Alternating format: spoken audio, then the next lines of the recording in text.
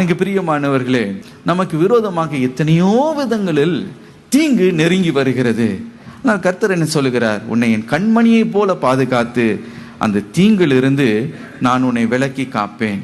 சகோதரர்கள் கூட தாவீதை பகைத்தார்கள் என்பதை அறிந்து கொள்ள முடியும். எனக்கு பிரியமானவர்களே, இன்றைக்கு உங்களுடைய குடும்பத்தாரை உன்னை கேவலப்படுத்தலாம்.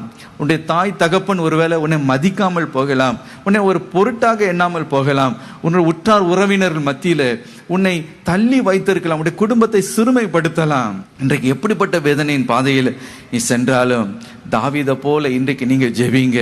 அவர் உங்களை தமது கண்மணியாக ஏற்றுக்கொள்வார். உங்களை பாதுகாக்கிறது மாத்திரமல்ல, உங்களுடைய சத்துருக்களுக்கு முன்பதாக உங்களை கனப்படுத்தி மகிமையோடு உங்களை உயர்த்த, உங்களுக்கு ஒரு நல்ல எதிர்காலத்தையும் உங்களுக்கு ஒரு நம்பிக்கையும் கொடுக்க அவர் உண்மை உள்ள தேவனாய் இருக்கிறார். ஹல்லேலூயா.